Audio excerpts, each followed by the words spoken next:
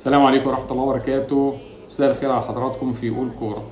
بسم الله نبدأ الحلقة دي مش هنشوف بعض كتير على الشاشة عشان الكلام اللي هنقراه ونسمعه مع بعض، واسمحوا لي أوجع دماغكم شويتين ونتكلم في موضوع أنا شايفه من وجهة نظري من أهم المواضيع في منظومة كرة القدم الأندية، واللي بيسهم بشكل كبير في تقدمها وتطورها، وهو منصب المدير الرياضي للنادي. خليكم معانا بعد الفاصل في قول كورة.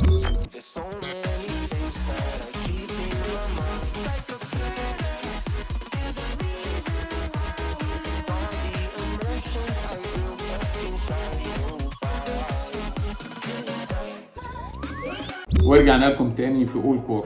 كنا بنتكلم عن منصب المدير الرياضي للنادي، وكنا عايزين نعرف هل فعلا إدارات الأندية هتقدر تدي صلاحيات وحرية تامة للمدير الرياضي عشان يقدر يقوم بمهامه وشغله، وهل المدير الرياضي هيبقى عنده القدرة وعنده الكفاءة إن هو يؤدي هذه المهام؟ هل الإدارة هتكون عند حسن ظن المدير الرياضي؟ هل المدير الرياضي هيكون عند حسن ظن الإدارة؟ ده هنعمل اسقاط على 3 انديه من الانديه المصريه، 3 انديه كبرى عندنا: النادي الاهلي، نادي الزمالك، نادي بيراميدز، وهنشوف المنصب ده ومين بيشغله ومهام كل واحد فيه. زي ما اتفقنا في بدايه الحلقه ان احنا مش هنشوف بعض كتير على الشاشه، لان هنبتدي ننزل صور عشان ناخد فكره مبسطه عن المدير الرياضي. خليكم معانا، هنبتدي ننزل اول صوره معانا. المدير الرياضي ده منصب من أهم المناصب الإدارية في هيكل كرة القدم الحديث لأي نادي. نقول ليه؟ لأنه بيجمع بين حاجتين: بين الرؤية الفنية والإدارية اللي بتضمنوا استقرار وتطور النادي على المدى الطويل. والنموذج بتاعنا في حلقتنا النهارده هو نموذج أوروبي. هنتكلم عن ريتشارد هيوز، المدير الرياضي لليفربول. في الحقيقة ريتشارد هيوز تولى المهمة في 1/6/24. يعني إيه بقى مدير رياضي؟ ما هو المدير الرياضي؟ المدير الرياضي ده هو العقل المخطط والمشرف على كل ما يتعلق ببناء فريق كرة القدم. هتكلم من الأكاديميات والمراحل السنية المختلفة لغاية الفريق الكبير. عشان نلم الكلام ده كله، المدير الرياضي ده بيبقى ليه مهام. المهام دي احنا هنسمع مع بعض مجرد سمع، مش هنركز كتير، بس في الآخر هتلاقي نفسك واخد فكرة عامة مبسطة لدور المدير الرياضي في الأندية.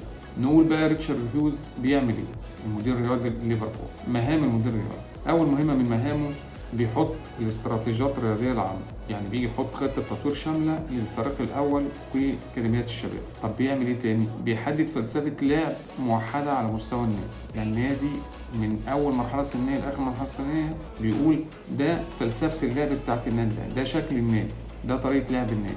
تالت حاجه بيشتغل مع الإدارة عشان يحط الأهداف طويلة الأجل اللي هينفذها بعد كده. تاني مهمة من مهام ريتشارد هيوز وهو بيدير التعاقدات والانتقالات، يعني بيختار اللاعبين المستهدفين بالتنسيق مع الكشافين اللي احنا كلنا عارفينهم واللي كانوا عندنا زمان، معرفش لسه موجودين دلوقتي ولا لا. تاني حاجة بيقود المفاوضات مع الأندية واللعيبة ووكلاء اللاعبين. تالت حاجة في حتة إدارة التعاقدات والانتقالات بيشرف على بيع وإعارة اللاعبين وإدارة قائمة الفريق. يبقى ده تاني مهمة من المهام. وضع استراتيجيات مهمة أولى، تاني مهمة إدارة تعاقدات وانتقالات، تالت مهمة تطوير قطاع الشباب، يعني بيشرف على أكاديمية النادي والفرق السنية المختلفة، بيضمن استمرار وتدفق المواهب للفريق الأول. إيه تاني؟ إدارة استراتيجية الإعارات لصقل المواهب، يعني اللعيب ما بيلعبش عندي ابتدي أطلعه إعارة عشان يلعب أساس فرقة تانية ويرجع لي تاني، الموهبة ترجع لي تاني أقدر أستغلها جوه النادي. رابع مهمة من مهام ريتشارد هيوز التنسيق مع المدير الفني. هو بيعمل حلقة وصل دايما بين المدرب والإدارة، يعني هو حلقة الوصل بين أرن سلوت المدير الفني ليفربول والإدارة. بيضمن توافر الأدوات اللي المقصود بيها اللاعبين اللي بيحتاجها المدرب. بيتدخل أحيانا في تقييم عمل المدرب أو بيرشح مدرب جديد لو النادي في حاجة لمدرب جديد. خامس مهمة من مهام ريتشارد هيوز هو المسؤول عن هوية النادي الرياضي، يعني هو اللي بيحافظ على فلسفة النادي وتاريخه الكروي. بيتأكد من إن كل تعاقد وتغيير بيتماشى مع هوية النادي، زي طريقة اللعب، سلوك اللاعبين، الانضباط. ما اجيبش لاعب يعمل لي مشاكل، ما اجيبش لعيبة سلوكها مش مظبوط، لا احنا طريقة لعبنا كده تقدر تدخل جوه المنظومة واسلوب لعبنا اهلا وسهلا، لا مش هتقدر يبقى اللعيب ده لا مش معانا. سادس مهمة واخر مهمة بناء الفريق الفني والإداري. هو المسؤول عن اختيار طاقم التحليل البدني والطبي والكشفي، هو اللي بيدير العلاقة مع محللي البيانات والتقنيات بتاعت الذكاء الاصطناعي. بينظم مهام الفرق الدعم. الفرق الدعم المقصود هنا الطاقم الطبي والكشف الفني اللي بيبقوا موجودين معاه واللي بيعملوا تحت إدارة. دي مهام ريتشارد هيوز في نادي ليفربول، واللي هي الأساس واللي خليته في أقل من سنة يقدر يوصل مع ليفربول إن ياخدوا الدوري الإنجليزي. دي أولى مهام ريتشارد هيوز كانت الحصول على الدوري الإنجليزي، وقد كان. خليكم معانا فاصل ونرجع لحضراتكم. قول كورة واحنا كمان هنقول. ورجعنا لكم تاني في قول كورة. بعد ما اتكلمنا على مهام ريتشارد هيوز المدير الرياضي ليفربول، وان في اقل من سنه قدر ياخدوا الدوري الانجليزي، نبتدي نتكلم على 3 مديرين رياضيين موجودين لاكبر 3 انديه موجوده في مصر: النادي الاهلي، نادي الزمالك، نادي بيراميدز. هننزل بالصوره كده قدام حضراتكم ونبتدي نتكلم على 3 مديرين. عندنا 3 مديرين رياضيين لاكبر الانديه اللي بتنافس على البطولات المحليه والقاريه. يا ترى مين فيهم هيقدر يوفر لناديه الادوات والظروف الملائمه اللي توصله حظ البطولات؟ اول مدير رياضي عندنا هو هاني سعيد، مدير رياضي لنادي بيراميدز. تولى المهمه في 26/11/2019 بعد اعتزاله مباشره. تاني مدير رياضي هو جون ادوارد، المدير الرياضي لنادي الزمالك، اللي تولى المهمه في 20/6/2025. ثالث مدير رياضي هو محمد يوسف، المدير الرياضي للنادي الاهلي، اللي تولى المهمه في 27/4/2025. لو جينا نتكلم عن هاني سعيد، مش هنتكلم عن المهام، ادينا شفنا المهام اللي بيأديها ريتشارد هيوز، وهي دي المهام الاساسيه لاي مدير رياضي داخل اي نادي.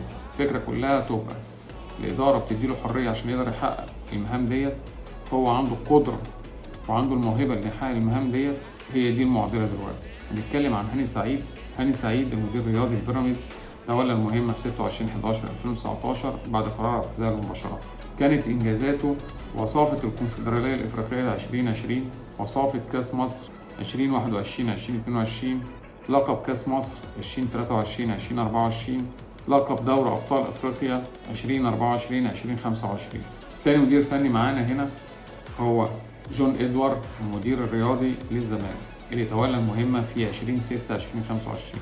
جون إدوارد في الحقيقة بدأ عمله في وكالة اللاعبين والتسويق الرياضي، وانتقل بعد كده للعمل الإداري، واشتغل داخل أندية كبيرة مثل بيراميدز وفاركو، وهو من تولى صفقة رمضان صبحي وخلصها.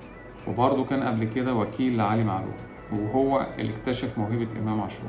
كانت إنجازاته كلها بتنحصر في التعاقدات اللي عملها خلال الفترة من منذ توليه إلى بداية الدوري العام. اتعاقد مع المدير الفني للزمالك فريرا، اتعاقد مع المهدي سليمان 39 سنة حارس المرمى، تعاقد مع شيكو بانزا الأنجولي 26 سنة جناح أيسر، تعاقد مع عمرو الناصر 28 سنة مهاجم من فاركو، تعاقد مع أحمد شريف 22 سنة مهاجم من فاركو، تعاقد مع الفلسطيني آدم كات 23 سنة مهاجم صانع ألعاب، تعاقد مع محمد إسماعيل 26 سنة قلب دفاع، تعاقد مع أحمد ربيع لاعب وسط، تعاقد مع هداية دباغ 25 سنة مهاجم. آخر تعاقداته كان خوان 2022 سنة المهاجم البرازيلي. دي إنجازات جون إدوارد خلال الفترة اللي تولى فيها من 20/6 لغاية ما قبل بداية الدوري. ثالث مدير فني معانا هو محمد يوسف، المدير الرياضي للأهلي، اللي تولى المهمة زي ما احنا شايفين على الشاشة كده في 27/4/2025 خلفا لمحمد رمضان. كمدير فني يوسف حقق كتير من الإنجازات. فاز بالأهلي في 2013 ببطولة دوري الأبطال، فاز ببطولة السوبر الأفريقي في 2014، وصل لكأس العالم للأندية فيفا في 2013 في المغرب. في 2014 كان مدير فني للشرطة العراقي. في 2015 كان مدير فني لسموحة. 2016 مدير فني مرة أخرى للشرطة العراقي. 2017 مدير فني للبتروجيت. 2018 مدرب عام في النادي الأهلي. في 2020 مدير فني للبنك الأهلي. في الحقيقة إنجازات محمد يوسف كمدير فني كبيرة، وتديله خبرات كبيرة جدا في إمكانية إدارته بكفاءة للموقع اللي اتحط فيه، وهو المدير الإداري للنادي. حتة المدير الرياضي للنادي دي لا هتفرق كتير قوي لو يوسف فعلا أدى فيها، وإدارة الأهلي ادته صلاحيات كاملة. أما إنجازاته كمدير رياضي فبصراحة هو ما خدش الفرصة، ما خدش الوقت الكافي، عشان طبعا بعد انتهاء الدوري الممتاز شارك النادي الأهلي في كأس العالم للأندية، وما كانش فيه فرصة خالص لمحمد يوسف. خلال الفترة الجاية نبتدي نشوف شغله، نشوف أداؤه، نشوف الصلاحيات اللي تديها له الإدارة.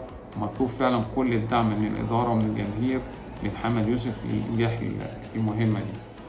فاصل ونواصل. قول كورة واحنا كمان هنقول. ورجعنا لكم تاني في قول كورة. طب الخلاصة ايه من الكلام الكتير والرغي كتير اللي احنا قاعدين نقوله ده؟ عايزين نقول ان المدير الرياضي للنادي واللي بيملك رؤية طويلة الأجل بتبنى عليها نجاحات النادي ل10 سنوات. ده بس لا، هنبتدي نقول يا ترى مين في الثلاثة اللي احنا ذكرناهم دول إدارة ناديه هتديه الفرصة عشان يقدر يعمل شغل بدون تدخل منها ويقدر يوصل للنجاحات اللي حققها ريتشارد هيوز في أول سنة ليه مع ليفربول. محتاجين فعلا كل الدعم من الإدارة واللعيبة والجماهير لكل مدير رياضي داخل ناديه.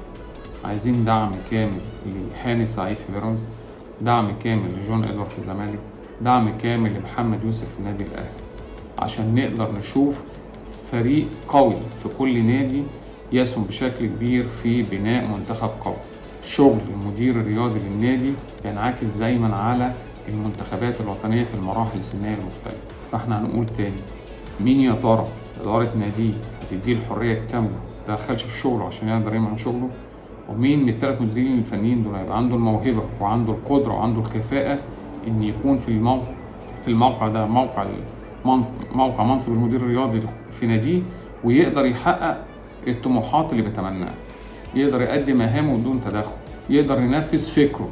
نتمنى نشوف تغيير غير، نتمنى نشوف فكر غير، وفعلا كل الدعم لكل مدير رياضي داخل ناديه. والسلام عليكم ورحمة الله وبركاته. كان معاكم حكم السابق هشام حامد في قول كورة. السلام عليكم.